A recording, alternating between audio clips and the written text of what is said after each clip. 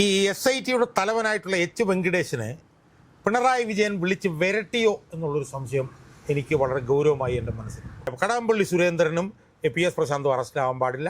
ഒന്ന്, ഇനി അങ്ങനെ അറസ്റ്റിലായാൽ തന്നെ LDFകാർ മാത്രമല്ല UDFകാരും ഇതിൻ്റെ ഭാഗമാണ് എന്ന് വരുത്തേണ്ട ഒരാവശ്യം. ഈ രണ്ട് ഉദ്ദേശ ലക്ഷ്യങ്ങൾക്ക് അനുസൃതമായിട്ടാണ് പ്രത്യേക അന്വേഷണ സംഘം ഇപ്പോൾ നീങ്ങിക്കൊണ്ടിരിക്കുന്നത് എന്നുള്ളത് കൊണ്ടാണ് പ്രത്യേക അന്വേഷണ സംഘം കഴിഞ്ഞ കുറച്ച് ദിവസമായി ഹൈക്കോടതിയുടെ നിയന്ത്രണത്തിലല്ല, മറിച്ച് പിണറായി വിജയന്റെ നിയന്ത്രണത്തിലാണെന്ന് ഞാൻ പറയാൻ കാര്യം. FIR ഇട്ട് അന്വേഷിക്കാൻ ഹൈക്കോടതി പറഞ്ഞ കേസുകളുടെ അന്വേഷണം മരവിപ്പിച്ചിരിക്കുകയാണ് വെങ്കടേഷ്. മരവിപ്പിച്ചിട്ട് പിണറായി വിജയൻ പറഞ്ഞതിൻ്റെ പുറകെ പോവുകയാണ് വെങ്കടേഷ്. അപ്പോൾ ബഹുമാനപ്പെട്ട ന്യായാധിപന്മാരായിട്ടുള്ള V രാജാ വിജയരാഘവനോടും KV ജയകുമാറിനോടും ജസ്റ്റിസ് ബദറുദ്ദീനോടും ഒരു പൊതുപ്രവർത്തകൻ എന്നുള്ളതിൽ അഭിഭാഷകൻ എന്നുള്ളതിൽ എനിക്ക് പറയാനുള്ളത്, ബഹുമാനപ്പെട്ട കോടതി ഇത് കാണണം. നമസ്കാരം. ശബരിമല സ്വർണ്ണക്കൊള്ള CPMനെയും സംസ്ഥാന സർക്കാരിനെയും വലിയ പ്രതിരോധത്തിലാക്കിയിരിക്കുമ്പോൾ CPMൻ്റെ രണ്ട് മുതിർന്ന നേതാക്കൾ ജയിലിലാണ്. അതുപോലെ തന്നെയാണ് ഈ തദ്ദേശ തെരഞ്ഞെടുപ്പിൽ വൻ തിരിച്ചടിയാണ് നേരിട്ടത്. അപ്പോഴാണ് കോൺഗ്രസിലേക്ക് ഈ ഒരു വിഷയത്തെ എത്തിക്കാൻ വേണ്ടി പലതവണ കിണഞ്ഞു ശ്രമിച്ചെങ്കിലും അതൊക്കെ പരാജയപ്പെട്ടു പോയി.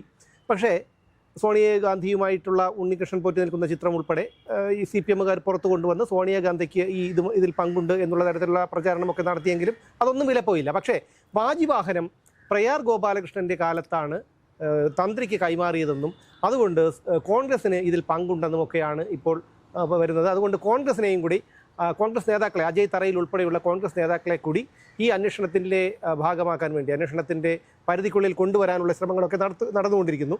അത് അങ്ങനെ വരുമ്പോൾ CPMൽ നിന്ന് ഇതിൻ്റെ ശ്രദ്ധ UDFലേക്ക് പോകും. പ്രത്യേകിച്ചും ഈ ഒരു 2-3 മാസം മാത്രം ഈ ഒരു നിയമസഭാ തെരഞ്ഞെടുപ്പിൻ്റെ ഒരു പടിവാതിൽക്കൽ എത്തി നിൽക്കുമ്പോൾ എനിക്ക് അതിനകത്ത് തോന്നിയ ഒരു പ്രധാനപ്പെട്ട വിഷയം, പൊതുവിൽ എനിക്ക് ആദ്യം പറയാനുള്ളതെന്ന് വെച്ചാൽ, ഈ ഹൈക്കോടതി അവരുടെ 10ാമത്തെ ഇടക്കാല ഉത്തരവ് പുറത്തു കൊണ്ടുവന്നപ്പോൾ ഈ SITക്ക് ഒരു 6 ആഴ്ചയും കൂടെ കൊടുത്തു. SIT ഒരു വാക്കുകൊണ്ട് പോലും ഹൈക്കോടതിയുടെ ദേവസ്വം ബെഞ്ച് വിമർശിച്ചില്ല. അപ്പോൾ ആ സമയത്ത് ഞാനൊരു വീഡിയോ ചെയ്തപ്പോഴത്തേക്കും SITക്കെതിരായിട്ട് ഞാൻ പറഞ്ഞ വിമർശനങ്ങൾ മുഴുവൻ ഞാൻ പിൻവലിക്കുന്നു, ഹൈക്കോടതിക്ക് പൂർണ്ണ പിന്തുണ എന്നൊക്കെ പറഞ്ഞിട്ട് ഞാനൊരു വീഡിയോ ചെയ്തു. പക്ഷെ എനിക്കിപ്പോൾ സൂചിപ്പിക്കാനുള്ളത്, അന്ന് ആ വീഡിയോയിലൂടെ ഞാൻ പറഞ്ഞ കാര്യങ്ങൾ മുഴുവൻ ഞാൻ പിൻവലിക്കുന്നു എന്നാണ് എനിക്ക് ഈ വീഡിയോയിലൂടെ പറയാൻ.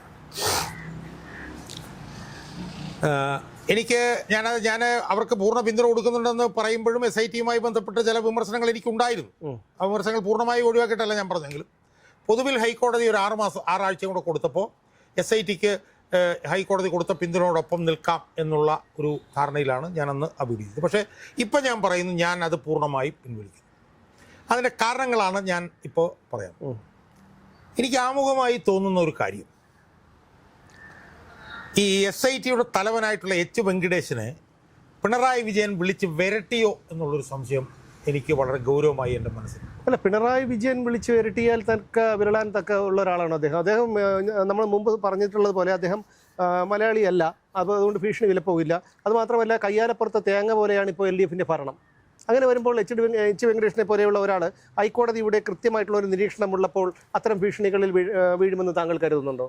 ഇല്ല, ഞാൻ അങ്ങനെ അതിനുള്ള സാധ്യതകളില്ല എന്നൊക്കെ പറഞ്ഞിട്ട് നമ്മൾ വീഡിയോയിൽ ചർച്ച ചെയ്തിട്ടുണ്ട്, ഞാനത് പക്ഷെ അതിൽ നിന്നെല്ലാം മാറി ഈ അന്വേഷണ സംഘത്തിൻ്റെ തലവനെ പിണറായി വിളിച്ച് വരട്ടിയിട്ടുണ്ടോ എന്നുള്ള സംശയം എൻ്റെ മനസ്സിലുണ്ടാവാനുള്ള കാരണങ്ങളാണ് ഞാൻ ഈ പറയാൻ പോകുന്നത്.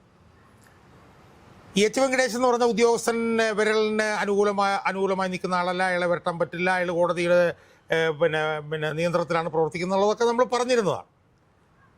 പക്ഷെ ആ പറഞ്ഞതിന് ഒരു ഒരു ഒരു ഒരു പശ്ചാത്തലമുണ്ടായിരുന്നു. ആ പശ്ചാത്തലം ഇപ്പോൾ മാറിയിരിക്കുന്നു. ആ പശ്ചാത്തലം എന്ന് പറഞ്ഞാൽ തെരഞ്ഞെടുപ്പിന് മുമ്പാണ് നമ്മൾ ഈ കാര്യങ്ങളൊക്കെ ചർച്ച ചെയ്തത്. തെരഞ്ഞെടുപ്പ് ഒരു വാട്ടർ ഷെഡായിരുന്നു, ഒരു നിർണായകമായിട്ടുള്ള ഒരു സംഭവമായിരുന്നു തെരഞ്ഞെടുപ്പ്. പഞ്ചായത്ത് തെരഞ്ഞെടുപ്പിൽ CPM പരാജയപ്പെട്ടതോടുകൂടി അവരാകെ വിരളി പിടിച്ച് വാലിൽ തീ പിടിച്ച് ഓടുന്ന ഒരവസ്ഥയായി. കാരണം പഞ്ചായത്ത് തിരഞ്ഞെടുപ്പിൽ തങ്ങൾ തോൽക്കാനായി ഈ ശബരിമല കൊള്ള ഒരു വിഷയമാകും എന്ന് ഒരു കാരണവശാലും CPM വിചാരിച്ചിരുന്നില്ല. ഏറ്റവും ചുരുങ്ങിയത് 50% സീറ്റെങ്കിലും കിട്ടുമെന്ന് വിചാരിച്ചു. കാരണം 10 വർഷമായിട്ട് ഭരിച്ചുകൊണ്ടിരിക്കുന്നു. 65-70% പഞ്ചായത്തിൽ കയ്യിലിരിക്കുന്നു. ശതകോടികൾ പഞ്ചായത്തിൽ ചെലവഴിക്കും. അപ്പോൾ 50% കിട്ടും. പക്ഷേ പഞ്ചായത്ത് തിരഞ്ഞെടുപ്പ് കഴിഞ്ഞപ്പോൾ എന്ത് സംഭവിച്ചു? പഞ്ചായത്ത് തിരഞ്ഞെടുപ്പ് കഴിഞ്ഞപ്പോൾ ഞങ്ങൾ തോറ്റു തുന്നം പാടിയെന്നും ശബരിമല പെരുങ്കൊള്ളയാണതിന് കാരണമെന്നുള്ള ബോധ്യം അവർക്കുണ്ടായി. അങ്ങനെ ഉണ്ടായതോടുകൂടി കൈവിട്ട കളി കളിക്കാൻ പിണറായി വിജയൻ ഇറങ്ങി തിരിച്ചിട്ടുണ്ടാവണം എന്നാണ് ഞാൻ വിശ്വസിക്കുന്നത്. നമ്മളിപ്പം അങ്ങനെയാണെങ്കിൽ തന്നെ അതിനൊരു കാരണമുണ്ടാവില്ല. ഞാനതിലേക്ക് വരാം.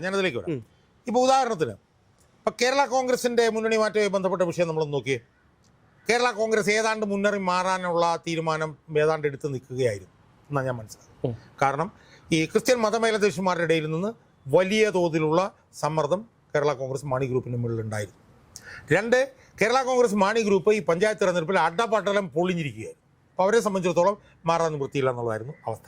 അത് ഏതാണ്ട് അങ്ങനെ മാറാനുള്ള സാധ്യതകളൊക്കെ കയറി വന്ന സമയത്താണ് പൊടുന്നനെ ആ തീരുമാനത്തിൽ നിന്ന് കേരള കോൺഗ്രസ് പിന്നോട്ട് പോയത്. പൊടുന്നനെയായിരുന്നു അവരുടെ പൊടുന്നനെ പിന്നോട്ട് പോകാൻ കാരണം എന്തായിരുന്നു? ആ മാധ്യമങ്ങളിലൊക്കെ വന്നതാണ്.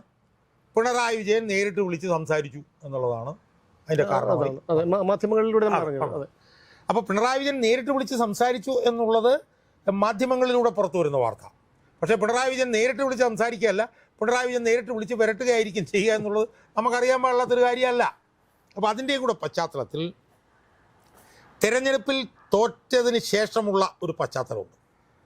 തെരഞ്ഞെടുപ്പിൽ തോറ്റതിന് ശേഷമുള്ളൊരു പശ്ചാത്തലം എന്ന് പറഞ്ഞാൽ അടുത്ത തെരഞ്ഞെടുപ്പിലും ജയിക്കാൻ യാതൊരു സാധ്യതയില്ല എന്നുള്ള നിലയിൽ ഉള്ള ഒരു മനഃശാസ്ത്രപരമായിട്ടുള്ള ഒരു ചട്ടക്കൂടിലേക്ക് ജനങ്ങളും പാർട്ടി അണികളും ഒക്കെ ഇപ്പം മാറിക്കൊണ്ടിരിക്കും. പിണറായി വിജയനെ സംബന്ധിച്ചിടത്തോളം പിണറായി വിജയൻ അധികാരമില്ലാതെ ഒരു സെക്കൻഡ് പോലും പിണറായി വിജയനെ ജീവിക്കും. സ്വാഭാവികമായും ആ പശ്ചാത്തലത്തിൽ പിണറായി വിജയനും CPM നേരിടുന്ന ഏറ്റവും വലിയൊരു ഭീഷണി എന്താ? ഭീഷണി ശബരിമല പെരുങ്കൊള്ളയിൽ CPM-ന്റെ പങ്ക് കൂടുതൽ തെളിഞ്ഞു വന്നാൽ പിന്നെ CPM-ന് യാതൊരു രക്ഷയില്ല. ഇപ്പോൾ തന്നെ CPM പൊളിഞ്ഞത് മുഴുവൻ CPM-ന്റെ പങ്ക് ഇതിനകത്ത് തെളിഞ്ഞു വന്നുകൊണ്ടാണ്. ഇനി അന്വേഷണം ഇപ്പോൾ എത്തിക്കുന്ന ഘട്ടം എന്താ? അന്വേഷണത്തിൻ്റെ അടുത്ത ഘട്ടം പിന്നെ കടകംപള്ളി സുരേന്ദ്രനിലേക്കും PS പ്രശാന്തിലേക്കും പോകാനുള്ള സാധ്യതയുണ്ട്. PS പ്രശാന്തിലേക്ക് പോയി കഴിഞ്ഞാൽ അത് VN വാസവനിലേക്ക് പോകാനുള്ള സാധ്യതയുണ്ട്. ഇവരെ രണ്ടുപേരെ ഒന്ന് ചോദ്യം ചെയ്ത് നിൽക്കുകയാണ്. മനസ്സിലായോ? അപ്പം വളരെ നിർണായകമായിട്ടുള്ളൊരു ഘട്ടത്തിൽ SIT അന്വേഷണം എത്തി നിൽക്കുന്നു. ആ നിർണായക ഘട്ടം നടപ്പിലായാൽ CPM-നെ പിടിവിട്ടു. ഇപ്പോൾ കടകംപള്ളി സുരേന്ദ്രനും PS പ്രശാന്തും കൂടെ അറസ്റ്റിലായാൽ CPM നിയമസഭാ തെരഞ്ഞെടുപ്പിൽ സമ്പൂർണ്ണമായി തോറ്റു എന്ന് ജനം വിലയിരുത്തും. അപ്പോൾ അങ്ങനെയുള്ള ഒരു ആത്മഹത്യാ മുനമ്പിൽ നിൽക്കുകയാണ്. താവിട്ട് വീണ ചത്തു അങ്ങനെ നിൽക്കുകയാണ്. അപ്പോൾ ആ സാഹചര്യത്തിൽ പിണറായി വിജയനെ സംബന്ധിച്ചിടത്തോളം എന്തു വില കൊടുത്താലും ഈ പിന്നെ കടകംപള്ളി സുരേന്ദ്രനും PS പ്രശാന്തും അറസ്റ്റിലാവാൻ പാടില്ല. ഒന്ന്, ഇനി അങ്ങനെ അറസ്റ്റിലായാൽ തന്നെ LDF-കാർ മാത്രമല്ല UDF-കാരും ഇതിൻ്റെ ഭാഗമാണ് എന്ന് വരുത്തേണ്ട ഒരാവശ്യമുണ്ട്. അതെ അവിടെയാണ് മനസ്സിലായി. അപ്പം അങ്ങനെ UDF-കാരും കൂടി ഇതിനകത്ത് പങ്കാളികളാണെന്ന് വന്നു കഴിഞ്ഞാൽ അതിൻ്റെ നേട്ടം BJP-ക്കാണല്ലോ ഉണ്ടാകുക. ഇനി BJP-ക്ക് നേട്ടം ഉണ്ടായാൽ പോലും പിണറായി വിജയന് പ്രശ്നമില്ല. അതെ, ഞങ്ങൾ മാത്രമല്ല കോൺഗ്രസ്സുകാരും കൂടി ഇതിനകത്ത് ഉണ്ടായിരുന്നു എന്ന് പറഞ്ഞ് ബാധിച്ച് നിൽക്കാൻ കഴിയും. അല്ല, അവിടെ ഒരു പ്രശ്നമുണ്ട്. അതായത് ഈ ശബരിമല സ്വർണ്ണക്കൊള്ള ഉയർന്നു വന്ന സമയത്ത് തന്നെ വാജിവാഹനം തൻ്റെ വീട്ടിലുണ്ടെന്നും അത് ആചാരപ്രകാരം തന്ത്രിക്ക് അവകാശപ്പെട്ടത്. ഞാൻ ആ വിഷയത്തിലേക്ക് വരാം. അപ്പം അതുകൊണ്ട് തന്നെ 2 ലക്ഷ്യമുണ്ട് പിണറായി വിജയൻ. ആ 2 ലക്ഷം സാധിക്കാതെ പിണറായി വിജയൻ നിൽക്കാൻ പറ്റില്ല. അതിനുവേണ്ടി പിണറായി വിജയൻ കത്തിയെടുത്ത് കുത്താൻ പോലും ചിലപ്പോൾ തയ്യാറാവും. കാരണം ആദ്യത്തെ നടന്നു കഴിഞ്ഞാൽ പിന്നെ കടകംപള്ളി സുരേന്ദ്രൻ PS പ്രശാന്ത് അറസ്റ്റ് ചെയ്ത് തീർന്നു. അതെ. അപ്പോൾ അതുകൊണ്ട് 2 ഉദ്ദേശമുണ്ട് പിണറായി. ഒന്ന്, പിന്നെ കടകംപള്ളി സുരേന്ദ്രനും PS പ്രശാന്തും അറസ്റ്റിലാവാൻ പാടില്ല. 1. 2, ഇതിനകത്ത് UDF-കാരും കൂടി ഇൻവോൾവ് ആണ് എന്ന് വരണം. ഇത് 2ഉം പിണറായി വിജയൻ്റെ പ്രധാനപ്പെട്ട ഉദ്ദേശ ലക്ഷ്യങ്ങളാണ്. ഈ 2 ഉദ്ദേശ ലക്ഷ്യങ്ങൾക്ക് അനുസൃതമായിട്ടാണ് പ്രത്യേക അന്വേഷണ സംഘം ഇപ്പോൾ നീങ്ങിക്കൊണ്ടിരിക്കുന്നത് എന്നുള്ളത് കൊണ്ടാണ് പ്രത്യേക അന്വേഷണ സംഘം കഴിഞ്ഞ കുറച്ച് ദിവസമായി ഹൈക്കോടതിയുടെ നിയന്ത്രണത്തിലല്ല, മറിച്ച് പിണറായി വിജയൻ്റെ നിയന്ത്രണത്തിലാണെന്ന് ഞാൻ പറയാൻ കാര്യം. എന്താ ഇപ്പം അന്വേഷണ സംഘം ചെയ്യുന്നത്? ഇപ്പം നമുക്കറിയാമല്ലോ 2 കേസുകളാണ് രജിസ്റ്റർ ചെയ്യപ്പെട്ടത്. ഒന്ന് 3700/2025, അത് എനിക്കൊന്ന് ദ്വാരപാലക ശില്പത്തിൻ്റെ. അതെ. 3701/2025 പിന്നെ കട്ടളപ്പാളിയായിട്ട്. അത് 2ലുമാണ് FIR ഉള്ളത്. ആ FIR ഇട്ട 2 കേസുകളാണ് പ്രധാനമായും SIT അന്വേഷിച്ചുകൊണ്ടിരിക്കുന്നത്. ആ അന്വേഷണം പൂർത്തിയാക്കാൻ വേണ്ടിയിട്ടാണ് ഹൈക്കോടതി 6 ആഴ്ച നീട്ടി കൊടുത്തിരിക്കുന്നത്. മനസ്സിലായി? അപ്പം അതിലൂടെ മുന്നോട്ട് പോവുകയാണെങ്കിൽ കടകംപള്ളി സുരേന്ദ്രനെയും PS പ്രസാദിനെയും ഒക്കെ അറസ്റ്റ് ചെയ്യണം. അതാണ് ആ 2 FIRകളുടെ അടിസ്ഥാനത്തിലുള്ള കേസ്. പക്ഷേ ഇപ്പോൾ SIT ചെയ്യുന്ന എന്താ? ഇപ്പോൾ SIT ചെയ്യുന്ന അതെല്ലാം അങ്ങോട്ട് മാറ്റിവെച്ചു. FIRന്റെ അടിസ്ഥാനത്തിലുള്ള അന്വേഷണം മാറ്റിവെച്ചു. ഹൈക്കോടതി പറഞ്ഞ അന്വേഷണം മാറ്റിവെച്ചിട്ട് എന്താ ചെയ്യുന്നത്? ഇപ്പം ഞാൻ പറയാം, ഇപ്പം കണ്ഠരര് രാജീവരെ അറസ്റ്റ് ചെയ്തു. അതിൽ തെറ്റൊന്നും ഞാൻ കാണുന്നില്ല. കാരണം കണ്ഠരര് രാജീവരുടെ അറിവില്ലാതെ മുമ്പോട്ട് വരും. നമ്മൾ മുമ്പ് തന്നെ പറഞ്ഞു അത് അങ്ങനെ അല്ലാതെ പറ്റില്ല. പക്ഷെ കണ്ഠരര് രാജീവരെ അറസ്റ്റ് ചെയ്തതിന് ശേഷം പ്രത്യേക അന്വേഷണ സംഘം നടത്തുന്ന നീക്കങ്ങൾ എന്താ? അയാളുടെ വീട്ടിൽ പോകുന്നു, അവിടെ 4-5 മണിക്കൂർ റെയ്ഡ് നടത്തുന്നു. ഇത്തരം റെയ്ഡ് വേറെ ഒരു ഉദ്യോഗസ്ഥൻ്റെ വീട്ടിൽ നടത്തിയിട്ടില്ല. കൃഷ്ണകുമാറിൻ്റെ പത്മകുമാറിൻ്റെ വീട്ടിൽ പോയിട്ട് 2-3 മണിക്കൂർ അവിടെ നിന്നു പറഞ്ഞിട്ട് പോരുക. ഇതല്ല, ഇത് നിറച്ച് പോലീസുകാരെ കൊണ്ട് ഒരു ദിവസം രാവിലെ ഒരു വൈകിട്ട് വരെ അവിടെ റെയ്ഡ്. അപ്പോൾ സ്വാഭാവികമായി എന്തോ ഉദ്ദേശമുണ്ട് എന്ന് വരുന്നു. ആ ഉദ്ദേശം എന്തായിരുന്നു നമുക്ക് മനസ്സിലായി.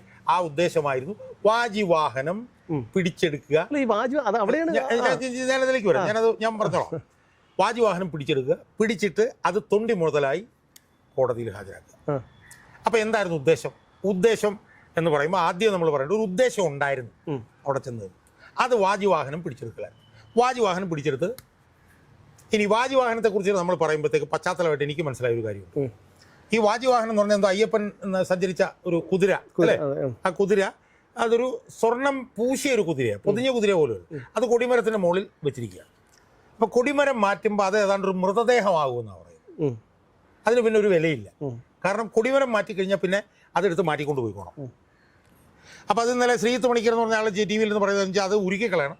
അത് ഉരുക്കാൻ പറ്റാത്തത് അതിനെന്തോ ചൂട് കൊള്ളിച്ചിട്ട് അത് ഉരുക്കിയതാണെന്ന് കാണിച്ച് ഇരിക്കുക. ആചാരപ്രകാരം അത് തന്ത്രിക്ക് അവകാശപ്പെട്ടതാണ്. അത് ശബരിമലയിൽ നിന്ന് മാത്രമല്ല, മിക്കവാറും എല്ലാ ക്ഷേത്രങ്ങളിലും അങ്ങനെയാണെന്ന് പറയുന്നത്. പക്ഷെ അങ്ങനെയല്ല, ദേവസ്വത്തിൻ്റെ ഒരു അല്ല, അത് ഞാനതിലേക്ക് വരികയാണ്. അതിനകത്തൊക്കെ പ്രശ്നങ്ങളുണ്ട്, ഞാനതിലേക്കാണ് വരും. അപ്പോൾ അതിൻ്റെ ഭാഗമായി 2017 പ്രയാർ ഗോപാലകൃഷ്ണൻ പ്രസിഡന്റും അജയ് തറയിൽ മെമ്പറും രാഘവൻ എന്ന് പറഞ്ഞ CPM-കാരൻ വേറൊരു മെമ്പറുമായിരുന്നപ്പോൾ, അജയ് തറയിൽ മാത്രമല്ല അന്ന് രാഘവൻ ഉണ്ടായിരുന്നു. കാരണം അന്ന് ഇടതുപക്ഷം ഭരിച്ചുള്ളൂ. ആയിരുന്ന സമയത്ത് പരസ്യമായി ആചാരപ്രകാരം ചാനലുകളുടെ എല്ലാം മുമ്പിൽ വെച്ചിട്ടാണ് ഈ വാജിവാഹനം അയാളുടെ കയ്യിലേക്ക് കൊടുക്കുന്നത്. മനസ്സിലായി? അത് ശബരിമലയിൽ മാത്രമല്ല, മറ്റമ്പലങ്ങളിലെല്ലാം അതാണ് ആചാരം.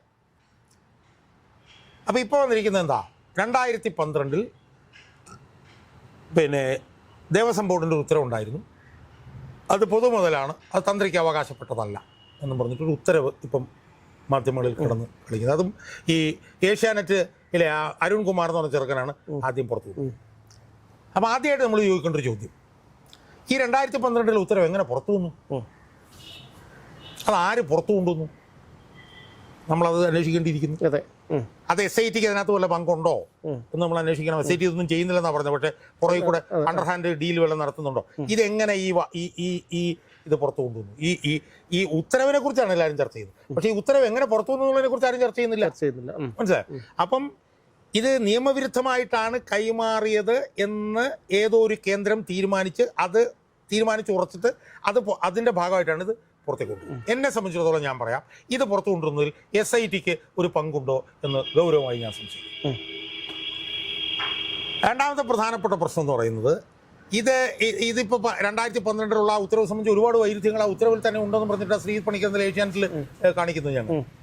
ഇനി എന്ത് തന്നെ പറഞ്ഞു കഴിഞ്ഞാലും അതിനെ ശബരിമല പെരുങ്കുള്ളയായിട്ട് നമുക്ക് കമ്പയർ ചെയ്യാനേ പറ്റില്ല.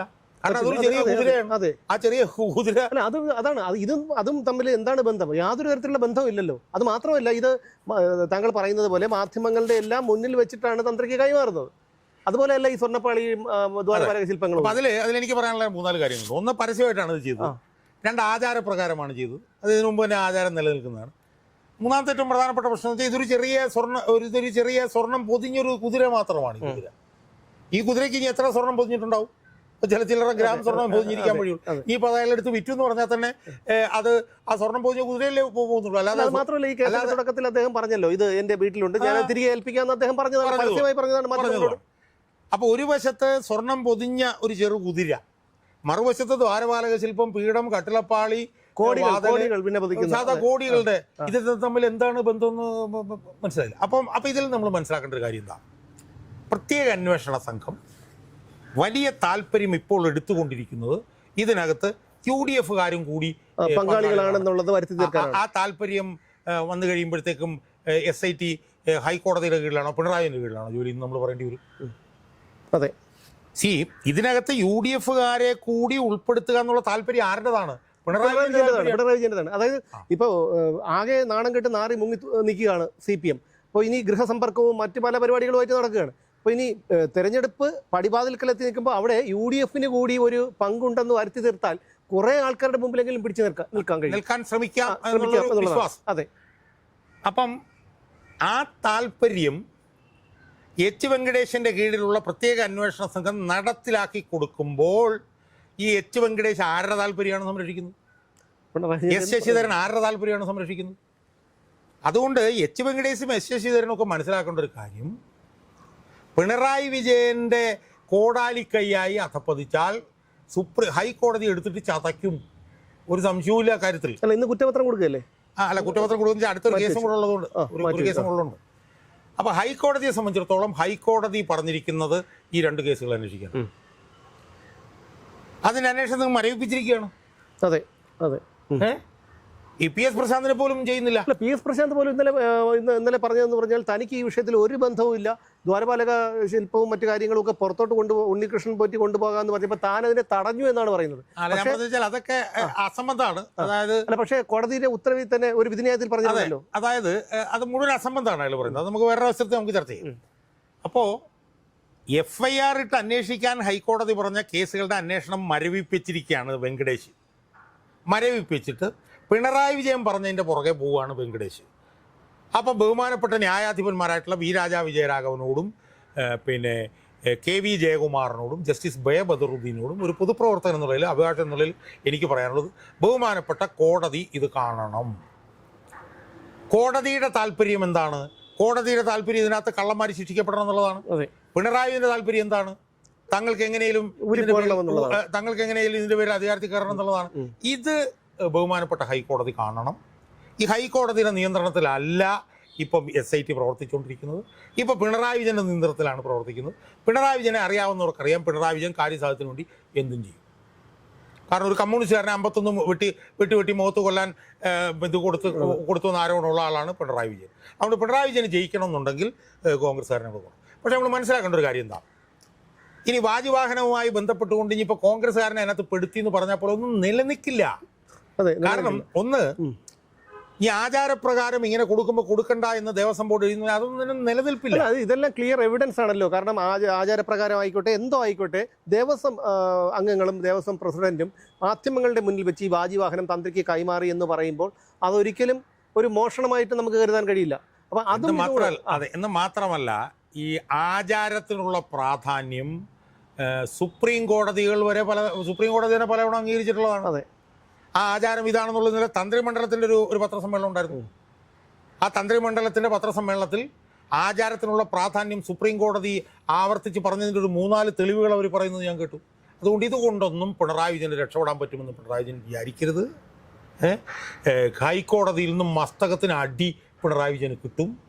കടകംപള്ളി സുരേന്ദ്രൻ അറസ്റ്റിലാവും, PS പ്രശാന്ത് അറസ്റ്റിലാവും.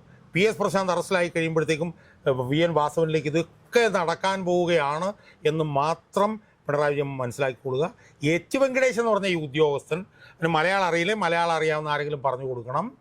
H. വെങ്കടേഷ് എന്ന് പറഞ്ഞ ഉദ്യോഗസ്ഥനെ നിയമിച്ചിട്ടുള്ളത് ബഹുമാനപ്പെട്ട കേരള ഹൈക്കോടതിയാണ്, പിണറായി വിജയനല്ല. പിണറായി വിജയൻ്റെ കോടാലിക്കൈ ആവാനാണ് H. വെങ്കടേഷ് ശ്രമിക്കുന്നതെങ്കിൽ അത് H. വെങ്കടേഷിൻ്റെ പ്രൊഫഷണൽ ഭാവിയെ വല്ലാതെ ബാധിക്കും എന്ന് H. വെങ്കടേഷ് മനസ്സിലാക്കുക. കക്ഷത്തിലിരിക്കുന്നതും പോവും, ഉത്തരത്തിലിരിക്കുന്നതും കിട്ടില്ല. ഹൈക്കോടതിയിൽ നിന്ന് അടി കിട്ടുകയും ചെയ്യും. പിണറായി വിജയൻ അധികാരത്തിൽ നിന്ന് പോവുകയും ചെയ്യും. ഇയാൾ നടുക്കടലിലായി പോവുകയും ചെയ്യും. അതുകൊണ്ട് ഇയാൾ ബഹുമാനപ്പെട്ട ഹൈക്കോടതി പറഞ്ഞതുപോലെ ഉള്ള അന്വേഷണവുമായി മുന്നോട്ട് പോകുന്നതാണ് ഇയാൾക്ക് നല്ലത് എന്ന് മലയാളം അറിയാൻ പാടില്ല. ഇപ്പോൾ ഇംഗ്ലീഷ് ഞാനിവിടെ സുമേഷുമായിട്ട് പറയുമ്പോൾ എനിക്ക് ഇംഗ്ലീഷ് അറിയാൻ പാടില്ലെന്നിട്ടല്ല. അതുകൊണ്ട് മലയാളം അറിയാവുന്നവരൊന്ന് പറഞ്ഞു കൊടുക്കണം. S. ശശിധരൻ എന്ന് പറഞ്ഞ ആൾ മലയാളിയാണ്. അയാളും ഇത് മനസ്സിലാക്കി പ്രവർത്തിച്ചാൽ അയാൾക്ക് നല്ലത് എന്നാണ് എനിക്ക് തോന്നുന്നത്. 2019 യുവതീ പ്രവേശനത്തിന് ചുക്കാൻ പിടിച്ചത് ഇപ്പോൾ മൃതപ്രായനായി പക്ഷാഘാതം വന്ന് കിടക്കുന്ന ശങ്കർദാസും അദ്ദേഹത്തിൻ്റെ മകൻ ഹരിശങ്കറുമാണെന്നാണ് പൊതുവെ പറയപ്പെടുന്നത്. എന്തായാലും 7 വർഷങ്ങൾക്ക് ഇപ്പുറമുള്ള ഒരു മണ്ഡലകാലത്ത് തന്നെ അവർക്ക് ഇതുപോലെയുള്ള അനുഭവങ്ങൾ കിട്ടി. ഞാനൊരു ചെറിയ കാര്യം പറഞ്ഞോളൂ. ഇതിനിടയിൽ നടന്നൊരു പ്രധാനപ്പെട്ട സംഭവമുണ്ട്. ഹൈക്കോടതി എങ്ങനെയാണ് വാളെടുക്കുന്നത് എന്ന് പിണറായി വിജയൻ മനസ്സിലാക്കാൻ വേണ്ടി ഒരു കാര്യം കൂടി ഞാൻ ഈ ഹരിശങ്കർ എന്ന് പറഞ്ഞ ശങ്കരദാസിൻ്റെ മകൻ തൃശ്ശൂർ സെൻട്രൽ റേഞ്ച് DIG ആയിരുന്നു. അയാളെ ഒരു ട്രാൻസ്ഫറിൻ്റെ ഭാഗമായി എറണാകുളത്തേക്ക് കൊണ്ടുവന്നു. സിറ്റി പോലീസ് കമ്മീഷണറാക്കി, അവിടുത്തെ DIG ആക്കി. ഞാനന്നൊരു വീഡിയോ ചെയ്തിട്ട് ഞാൻ പറഞ്ഞു ഇത് ദുരുപദിഷ്ടിതമാണ്. ഹൈക്കോടതിയുടെ ജൂറിസ്ഡിക്ഷൻ ഉള്ള സ്ഥലമാണ് എറണാകുളം സിറ്റി പോലീസ് കമ്മീഷണർ. ഹൈക്കോടതി ഇരിക്കുന്നതും ഇതിൻ്റെ പരിധിക്കകത്താണ്. ഹൈക്കോടതി ന്യായാധിപന്മാരുടെ സുരക്ഷാ കാര്യങ്ങളെല്ലാം പോലീസാണ് ചെയ്യുന്നത്. അതുകൊണ്ട് ഹൈക്കോടതിയെ പലതരത്തിൽ സ്വാധീനിക്കുക, അവരുടെ വിവരങ്ങൾ പലതും ചോർത്തുക എന്നുള്ള ഒരു ഉദ്ദേശം ഈ ശങ്കരദാസിൻ്റെ മകനെ തൃശ്ശൂരിൽ നിന്ന് എറണാകുളത്തേക്ക് മാറ്റിയതിന് പിന്നിലുണ്ടെന്ന് പറഞ്ഞ് വിശദമായി ഞാനൊരു വീഡിയോ ചെയ്തു. എനിക്ക് സത്യം പറഞ്ഞാൽ വളരെ അഭിമാനം തോന്നിയൊരു കാര്യം എന്നറിയോ, അത് ചെയ്ത് എൻ്റെ പിറ്റേ ദിവസം ഹരിശങ്കറിനെ എറണാകുളത്തുനിന്ന് കൊച്ചിയിൽ നിന്ന് മാറ്റി എന്ന് മാത്രമല്ല, ഇപ്പം ഞാൻ മനസ്സിലാക്കുന്നത് അതൊരു പണിഷ്മെന്റ് ട്രാൻസ്ഫർ ആയിരുന്നു എന്നാണ് ഞാൻ മനസ്സിലാക്കുന്നത്. എന്ന് പറഞ്ഞാൽ അയാളെ ലോ ആൻഡ് ഓർഡറിൽ നിന്ന് തന്നെ മാറ്റിക്കളഞ്ഞു. അല്ലാതെ ബറ്റാലിയൻ ഞാൻ എനിക്ക് തോന്നുന്നു ഒരു ASIയുടെ അത്ര ഒരു ഇതുപോലെ ഇല്ലാത്തൊരു ഇതാണ്. അപ്പോൾ അതൊരു പണിഷ്മെന്റ് ട്രാൻസ്ഫർ ആണെന്ന് നമ്മൾ മനസ്സിലാക്കണം. മനസ്സിലായില്ലേ? ആ പണിഷ്മെന്റ് ട്രാൻസ്ഫർ പോലെ നടന്നിട്ടുണ്ടെങ്കിൽ ഒരു സംശയവും വേണ്ട, ബഹുമാനപ്പെട്ട ഹൈക്കോടതി വാളെടുത്തിട്ടുണ്ടാവുമെന്നുള്ള കാര്യത്തിൽ ഒരു സംശയവുമില്ല. എന്ന് പറയുമ്പോൾ ഹൈക്കോടതി ഏത് തരത്തിലാണ് വാളെടുത്തെന്നുള്ളത് നമ്മൾ മനസ്സിലാക്കേണ്ടതെന്ന് വെച്ച് കഴിഞ്ഞാൽ ഹൈക്കോടതി അയാളെ ട്രാൻസ്ഫർ ചെയ്യണമെന്നല്ലാതെ പണിഷ്മെന്റ് ട്രാൻസ്ഫർ പോലെ കൊടുക്കണമെന്നുള്ള നിലയിൽ വരെ ഹൈക്കോടതി സൂചന കൊടുത്തിട്ടുണ്ടായിട്ടുള്ളത് കൊണ്ടാവാം പിണറായി വിജയന്റെ വിശ്വസ്ത വിധേയനാണ് ഇയാൾ. അയാളെ ലോ ആൻഡ് ഓർഡറിൽ നിന്ന് പോലും എടുത്ത് മാറ്റുക എന്ന് പറയുമ്പോൾ ഹൈക്കോടതി എവിടെയാണ് നിൽക്കുന്നത് എന്നുള്ളതിൻ്റെ തെളിവാണിത്. ഇത് വെങ്കടേശനും ശശിധരനും മനസ്സിലാക്കിയാൽ അവർക്ക് നല്ലത് എന്ന് മാത്രമേ ഞാൻ ഇവിടെ സൂചിപ്പിക്കൂ. എന്തായാലും ഞാൻ പറഞ്ഞു വന്നതുപോലെ ആ ഒരു മണ്ഡലകാലത്ത് തന്നെ ഹരിശങ്കറിനും അദ്ദേഹത്തിൻ്റെ പിതാവ് ശങ്കരദാസിനുമുള്ള അനുഭവം കിട്ടി. ഇനി ഒരു പക്ഷേ ഈ നിയമസഭാ തെരഞ്ഞെടുപ്പ് അടുത്തു വരുന്ന ഒരു സമയത്തായിരിക്കും ഈ പറയുന്നത് പോലെ കടകംപള്ളിക്കും വാസവനും ഒക്കെ പിടിവീഴുന്നത്. കാരണം അയ്യപ്പൻ്റെ കളി എങ്ങനെയാണ്. അപ്പോൾ എന്തായാലും നമുക്ക് കാത്തിരുന്ന് കാണാം എന്താണ് സംഭവിക്കുന്നത്. നമ്മൾ പ്രതീക്ഷിക്കാത്ത തരത്തിലുള്ള പല നടപടികളുമാണ് ഈ സ്വർണ്ണക്കൊള്ളയുമായി ബന്ധപ്പെട്ടുണ്ടായത്. അപ്പോൾ പിണറായി വിജയൻ എങ്ങനെയൊക്കെ തലകുത്തി മറിഞ്ഞാലും, എന്തൊക്കെ കള്ളത്തരങ്ങൾ കാണിച്ചാലും, എത്ര PR വർക്ക് നടത്തിയാലും കേരളത്തിലെ പൊതുസമൂഹം അടയാളപ്പെടുത്തിയിട്ടുണ്ട് കഴിഞ്ഞ 9.5 കൊല്ലത്തെ കിരാത ഭരണം.